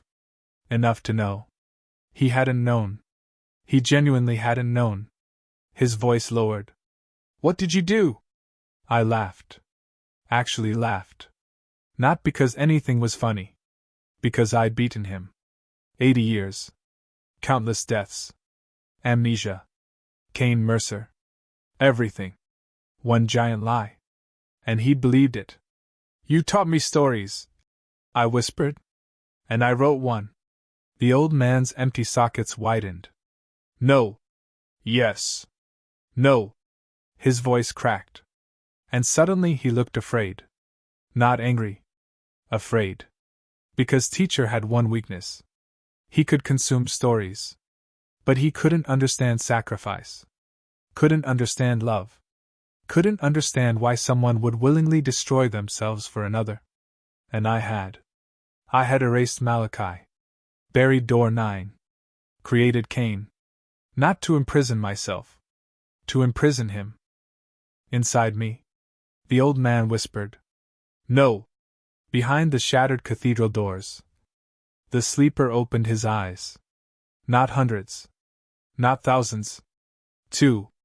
Just 2 eyes. Beautiful. Childlike. Terrified. He looked at teacher. And recoiled. Uncle? The old man trembled. My boy. No. The sleeper's voice shook. You lied. Teacher smiled. No. Father cried because of you. Silence. Cross stared. Elena stared. Even Silas stopped breathing. The sleeper looked at me. Not God. Not monster. My son. Afraid. Him? I nodded. Tears fell. Yes. His voice became smaller. Did I do bad things? The question shattered me. Not. Why did you chain me? Not. Why did you abandon me? That. Did I do bad things? I cried. For the first time in decades. No. His eyes widened. No? You grew. He trembled. I tried. I know. I didn't mean. I know. His voice cracked. I was lonely. I know. Teacher screamed. Not rage. Frustration. Stop this! Reality shattered around him. Stars died. Worlds crumbled. I hate this part. His human shape collapsed. And the truth emerged. Not a man. Not a god. Nothing. An absence. A hole in reality. Infinite mouths. Infinite eyes. No form. No beginning. The end of stories. Teacher. The silence. The mouth between worlds. Cross screamed. Silas vomited blood. Elena covered her eyes. The remaining wardens collapsed. Even looking at his true form damaged existence. Teacher roared. I taught you! Black fire exploded from my body. No! The sleeper stood. Reality itself bent around him. Not in violence. In love. Flowers bloomed in the void. Stars returned. Broken walls repaired. He looked at Teacher sadly. You hurt Father. Teacher froze. And suddenly, for the first time, Teacher looked small. Not weak. Not powerless. Small. Because my son wasn't fighting. He wasn't angry. He pitied him. Teacher screamed. You are mine! No. The sleeper shook his head. I'm his. Teacher attacked. The void itself lunged. The mouth between worlds opened. And something impossible happened. Cross stepped in front of me. Not because she could stop him. Because she chose to. Silas joined her. Bleeding. Laughing. Always hated this guy. Elena stood beside them. Then the surviving wardens. Broken. Exhausted. Terrified. Together. Not because they could win. Because family stands together. Teacher stopped. Confused. Actually confused. What are you doing? Cross smiled through blood. Being stupid. Silas laughed. It's kind of our thing. Teacher looked disturbed. No. The sleeper smiled. And suddenly I understood. Teacher didn't understand love. Couldn't. Never had. Never would. He had taught stories. But never learned why they mattered. And for the first time since before stars existed, Teacher was alone. Really alone. His infinite mouths trembled. And he whispered something so quiet I almost missed it. No. Not rage. Not hatred. Fear. Because he finally understood. Not what love was. But what loneliness felt like. And behind me. Door 9 opened. Not inside me. Not beneath the mountain. Elsewhere. Far away. Somewhere impossible. Teacher's eyes widened. No. I turned. And my blood froze. Because something had answered. Something even Teacher had never expected. And for the first time in eternity. He screamed. Not in anger. Not in pain. Pure terror. What have you done? Because beyond door 9. Something was coming. And whatever it was, even the end of stories feared it. Teacher screamed for 3 straight minutes. Not roaring. Not raging. Screaming. The sound itself damaged reality. Stars flickered. The mountain groaned. Every candle in the endless cathedral extinguished. And still he screamed. The mouth between worlds. The silence. The thing that had survived the death of universes. Terrified. Cross looked at me. I don't like that. Neither did I. Because fear is contagious. And watching eternity panic tends to make you reconsider your life choices. The sleeper stood beside me. Not towering. Not monstrous. Just a boy. Barefoot. Dark hair. 2 eyes. Human. Mostly. He looked toward door 9. And his face changed. Father! His voice trembled. What is that? I had no answer. Because I remembered building door 9. I remembered sacrificing myself. I remembered trapping Teacher. But I didn't remember what existed beyond the door.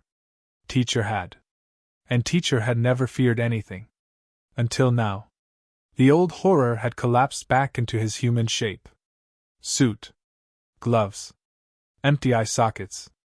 His hands shook. Actually shook. No. Silas spat blood onto the floor. Seeing him nervous is making my week. Teacher ignored him. No. The words sounded broken. Cross approached cautiously. What is behind the door? Teacher looked at her. For the first time since we met him. There was no arrogance. No amusement. Only horror. The first dream. Cold ran through my body. What? His empty sockets found me. Before stars. Before stories. Before me. Silence. No. He nodded. Yes. The sleeper stepped closer. What does that mean? Teacher looked sick. I don't know. That terrified me more than anything he'd ever said. Because Teacher always knew. Everything. But not this. I only know this. His voice cracked. It was asleep when I arrived. Arrived where? I asked. He trembled.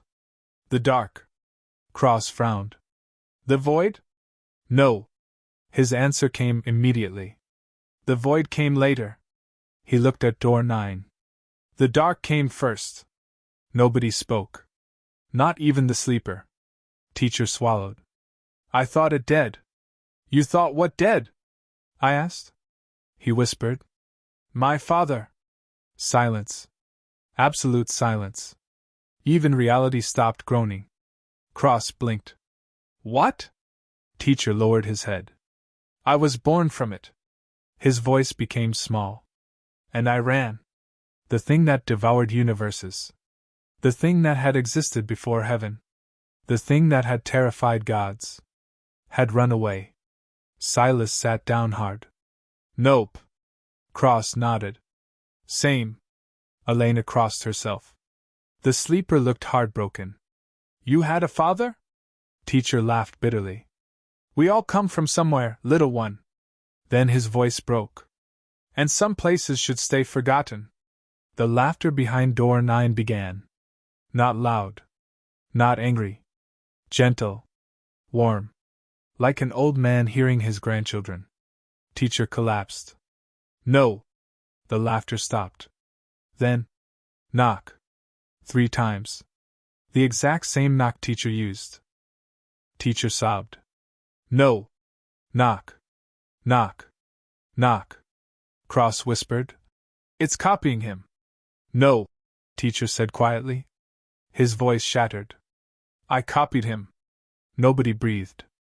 Then the voice behind door 9 spoke. Not monstrous. Not cosmic. Kind. My son! Teacher screamed. Not physically. Emotionally. No! The cathedral exploded. Reality cracked. And Teacher ran. Not teleported. Ran. Like a terrified child. Straight into the darkness. Gone. Silence. Cross blinked. Did we just scare Satan? Silas stared.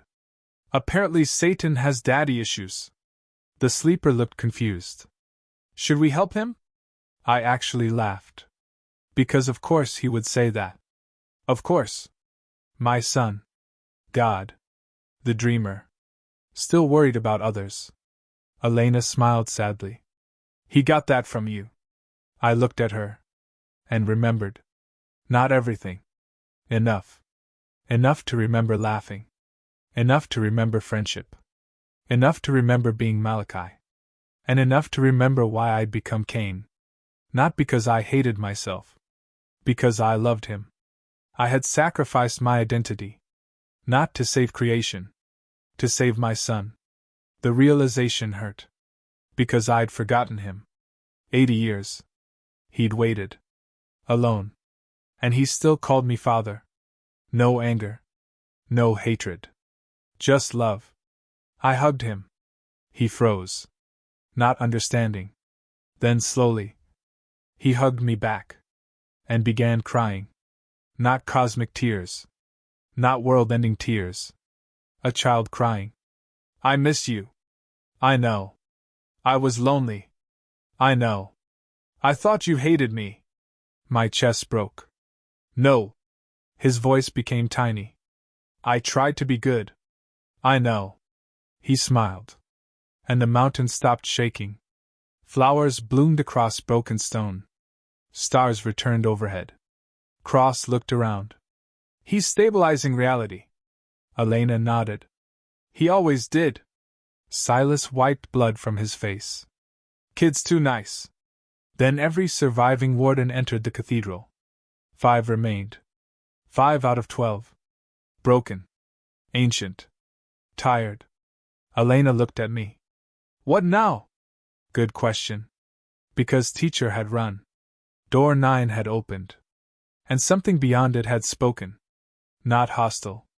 Not yet. But ancient. Older than dreams. Older than teacher. Older than anything. And it had called him son. Knock. Everyone froze. 3 knocks. Again. Not on the door. On reality. The voice returned. My grandchildren. The sleeper looked confused. Teacher had called it father. Which meant. My son called it grandfather. And somehow that thought made my blood freeze. Cross loaded fresh magazines. I know bullets won't help. Correct, Silas said. But they make me feel included. Elena approached me. Malachi.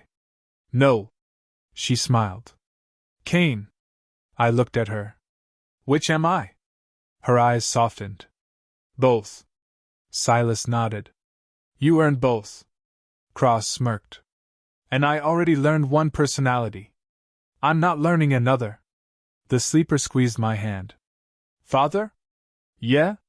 Will you leave again? No. You promise? I remembered. 1943. The chains. His tears. My lie. I'll come back soon. A promise broken. Not again. I looked into his eyes. No more lies. His smile returned. And stars were born in his hair. Tiny galaxies. Beautiful. Terrifying. My son. My responsibility. My family. Elena gathered the remaining wardens. Cross-checked weapons.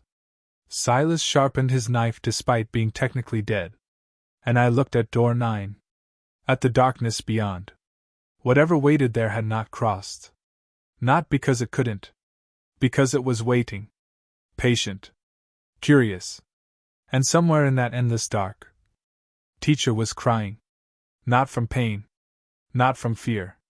From recognition. And the voice beyond the door spoke one final sentence. Softly. Lovingly. The way a parent might speak to a lost child. Come home. Then something impossible happened. Teacher screamed. Not in terror. Not this time. In relief. And every star in existence blinked. Because somewhere beyond door 9, something had embraced the end of stories. And for the first time since creation, teacher wasn't alone.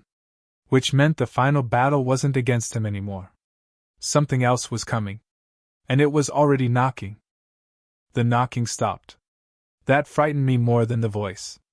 Because things that announce themselves are predictable. Things that become silent are thinking. And after everything we'd survived, I had learned one rule that mattered more than silver bullets and holy water. Never trust quiet. The cathedral had stabilized. The stars above us no longer shattered. Reality itself seemed to breathe easier.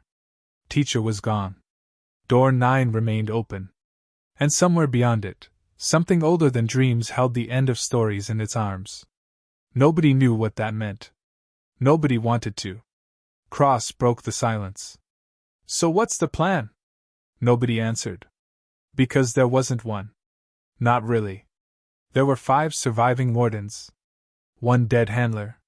1 monster hunter with 2 identities. One commander held together by whiskey and spite. And my son. A being whose dreams had once created worlds. Against whatever existed before beginnings. Not exactly ideal odds. Silas finally spoke. We run. Cross nodded. Good plan. The sleeper frowned. But grandfather is lonely. Everyone stared at him. Of course. Of course that would be his concern. Elena knelt beside him. You don't understand. He tilted his head. Neither do you. Fair point. Then the stars went out. Not the dream stars. All stars. Everything. Darkness. Not black. Absence. Reality itself disappeared. No floor. No walls. No sound. Nothing. And yet, something held me. Not physically. Emotionally. A feeling. Warm. Safe. Familiar. Then I heard humming. Not cosmic. Not terrifying. A lullaby. A memory surfaced. Not Malachi. Not Cain. Something even older. Being held. Protected. Loved. And I realized something horrifying. Teacher wasn't the first child. Neither was I. Neither was my son. Something had loved us first. Light returned. Not stars. Candles. Millions of them. Stretching infinitely. And sitting among them. An old woman. Simple dress. Gray hair. Kind eyes. Knitting. Margaret. No. Not Margaret. She smiled. Hello, little ones. Silas blinked. Nope. Cross raised her pistol. I've accepted nothing anymore. The woman laughed. Warmly. I know. The sleeper smiled. Grandmother? The old woman beamed. Oh, thank goodness. One of you remembers manners. Elena fell to her knees. Not from power. Recognition. Tears streamed down her face. No. The woman smiled sadly. Yes. I stepped forward. Who are you? She put aside her knitting. My children gave me many names. She thought for a moment. Mother works. Cross whispered. Mother of what? The woman looked confused. Everything. Nobody moved. Because somehow, that answer felt true. Not domination. Not power. Love. Simple. Infinite. The kind that made fear seem childish. The kind that had held teacher. The kind that had held me. The kind that had waited. Teacher emerged from door 9. Not as the mouth between worlds. Not as the old man. A little boy. Scared. Crying. He ran. Straight into Mother's arms. And sobbed. I'm sorry. She hugged him. I know. I broke everything. I know. I was lonely. I know. I hated them. I know. Teacher cried harder. I didn't mean to. Mother smiled. I know. Silas sat down. Okay. That's enough emotional damage for one day. Cross wiped tears away angrily. I'm not crying. Sure. The sleeper approached slowly. Teacher looked terrified. I'm sorry. My son smiled. I know. Then hugged him. And teacher broke completely. Not from pain. From forgiveness. And suddenly I understood. The thing beyond door 9 wasn't a weapon. It wasn't destruction. It wasn't power. It was home. Not a place. A truth. The truth teacher had spent eternity running from. He had never been abandoned. He had only been afraid. And Mother had waited. Always. Patiently. Lovingly. For all of us. The wardens wept. Silas quietly cried into his sleeve. Cross pretended to inspect ammunition. Elena laughed through tears. And I stood frozen. Mother looked at me. Come here. I did. Not because she commanded. Because I wanted to. She touched my face. And suddenly. Everything. Every life. Every death. Every memory. Malachi. Cain. Before. After. The beginning. The endless dark. My son. Teacher. Love. Loss. All of it. And she smiled. You did well. I cried. Actually cried. I'm tired. I know. I forgot him. I know. I lied. I know. I failed. She kissed my forehead. No. Her voice was gentle. You loved. The stars returned. Real stars. Every universe. Every dream. Everything. And I understood. Creation wasn't built on power. Or laws. Or destiny. It was built on love. Messy. Painful. Broken. But real. Teacher looked up from Mother's arms. Will you punish me? Mother smiled. Oh, darling. And laughed softly. When have I ever stopped loving you? Teacher began crying again. The sleeper joined him. Then somehow Cross was crying. Then Elena. Then Silas. Then me. A ridiculous collection of immortals and broken people. Crying together. And Mother smiled. Proud. Happy. Content. Then she looked upward. Her smile faded. Oh. Everyone froze. Cross sniffed. What? Mother looked concerned. Not afraid. Concerned. Like a parent noticing smoke in another room. Someone's knocking. 3 knocks echoed. Not from door 9. Elsewhere. Far away. Mother frowned. That's strange. Teacher stopped crying. His face changed. Fear returned. No. Mother looked puzzled. Do you know who it is? Teacher stood. Shaking. No. Impossible. Mother blinked. You've met them? Teacher's voice cracked. Once. Silence. Absolute silence. Mother's expression changed. Not fear. Not concern. Sadness. Oh. Cross looked between them. Can somebody explain? Teacher whispered one word. And even Mother closed her eyes. The hunters. The stars dimmed. Not from destruction. From memory. Mother hugged Teacher tighter. And for the first time. I saw uncertainty in her eyes. 3 knocks came again. Closer. And a voice spoke. Not evil. Not angry. Professional. Cold. Efficient. The voice of something that had done this many times before. Open. Mother looked at me. And for the first time since the beginning of everything. She whispered.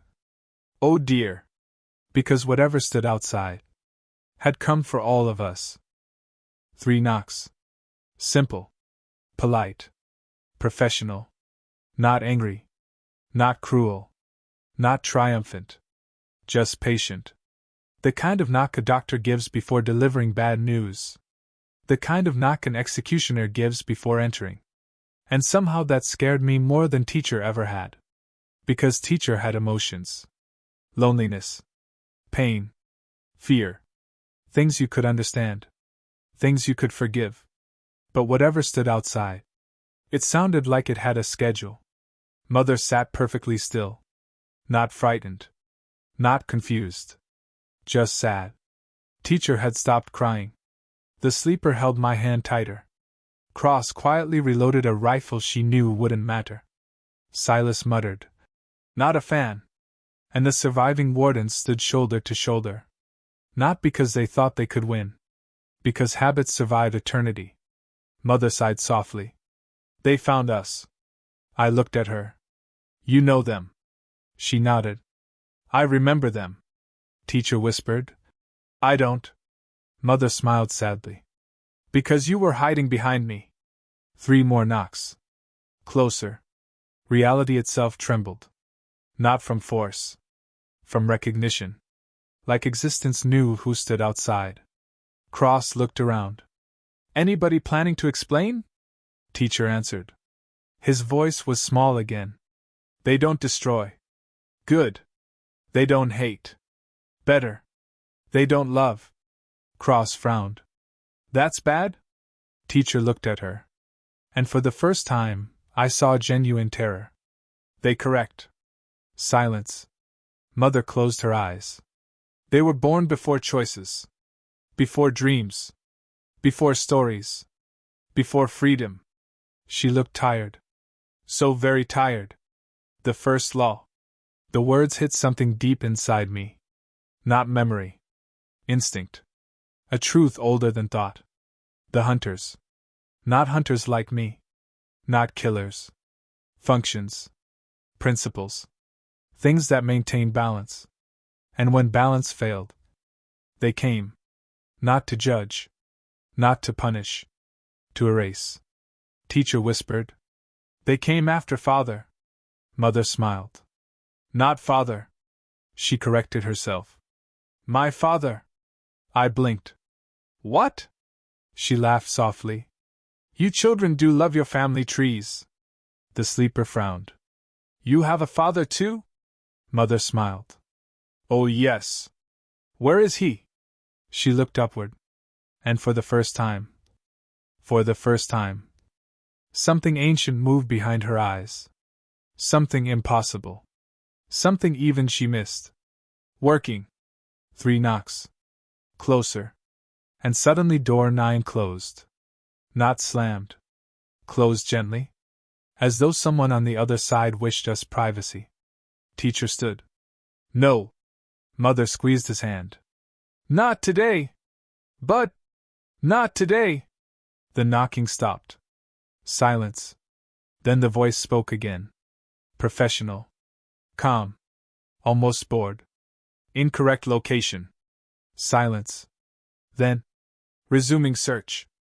And it was gone. Everything relaxed. Stars brightened. Cross sat down immediately. Nope. Silas collapsed beside her. Nope. Elena laughed hysterically. One of the surviving wardens fainted. Teacher nearly melted into the floor. And Mother smiled. They're getting old. Cross looked offended. Old? Mother nodded. They've always had poor direction. The sleeper giggled. And somehow, that sound brought peace. Not safety. Peace. Different things. Mother stood. Well. And just like that, she was Margaret again. Old. Warm. Knitting needles in hand. As though she'd always been an old woman. She kissed Teacher's forehead. Then my son's. Then mine. Then Cross. Who nearly had a nervous breakdown. Then Silas. Who started crying again. Not fair. Then Elena. And finally the surviving wardens. My children! She smiled.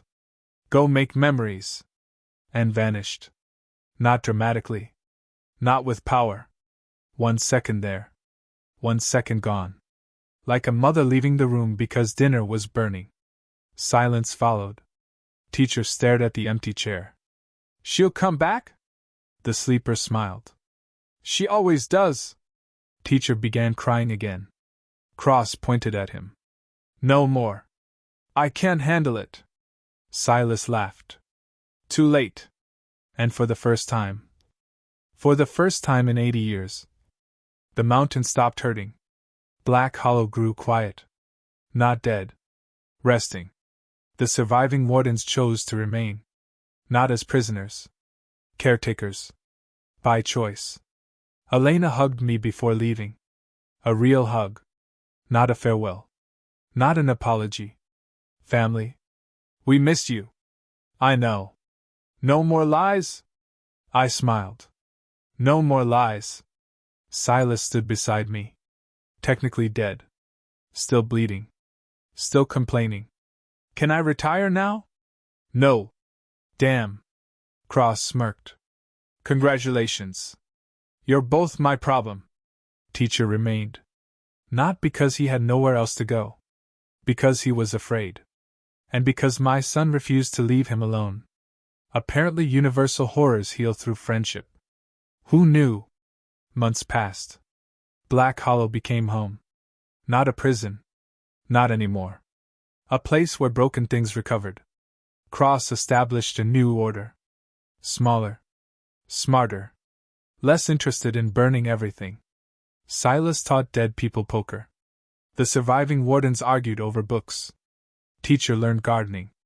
Badly. The flowers screamed. Progress was slow. My son laughed more. Dreamed less. And when he dreamed, birds appeared.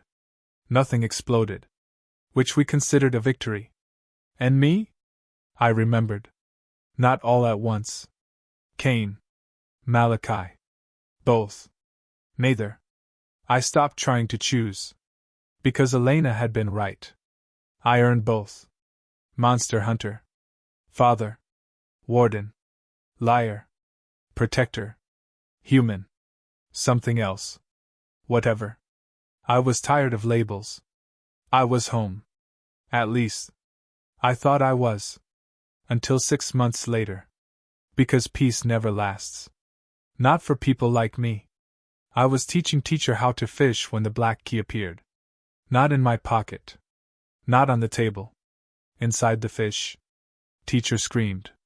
I screamed. The fish screamed. Cross laughed for 10 minutes. But when we cut the thing open, nobody laughed. Another key. Not black. White. Beautiful. Warm. Different symbol. Not the broken circle. 3 claw marks. And words. Not carved. Written. Fresh. As though someone had just finished them. Teacher went pale. Actually pale. No. What?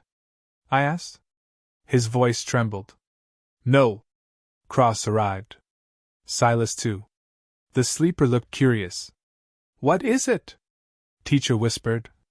They found another one. I frowned. Another what?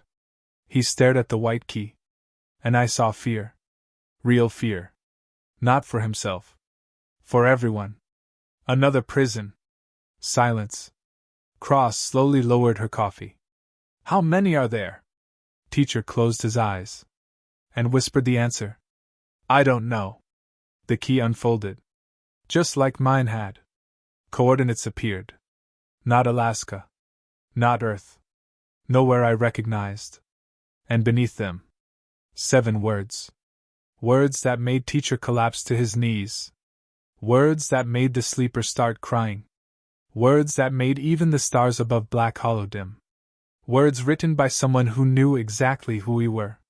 Welcome, Warden. Eden is open again. And somewhere very far away, something heard us reading. Something ancient. Something hungry. And something that remembered paradise.